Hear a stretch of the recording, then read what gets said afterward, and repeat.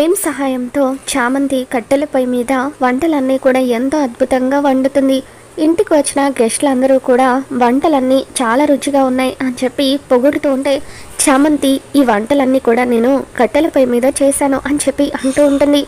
అప్పుడు రమాదేవి భర్త, నువ్వలా న్యాచురల్గా వంట చేసావు కాబట్టే వంటలన్నీ ఇంత అద్భుతంగా ఉన్నాయి. కొంతమంది ఉంటారు ఇంట్లో వంటగది ఎక్కడుంటుందో కూడా వాళ్ళకు తెలీదు అని చెప్పి రమాదేవి వైపు చూస్తూ ఉంటాడు.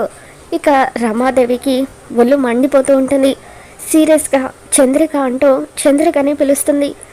ఇక గుత్తి వంకాయ కూరలో వెంట్రుక రావడంతో చంద్రికకు రమాదేవి ఆ వెంట్రుకను చూపిస్తుంది. ఇక చంద్రిక ఆ వెంట్రుకను కూరల నుండి బయటకు తీయడంతో చామంతి భయంతో వణికిపోతూ ఉంటుంది.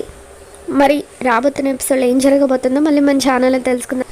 ఈ సీరియల్కి సంబంధించిన అప్డేట్స్ డైలీ తెలుసుకోవాలనుకుంటున్నారా? అయితే ఇప్పుడే మా ఛానల్ని లైక్ చేసి సబ్స్క్రైబ్ చేసుకోండి. Thanks for watching.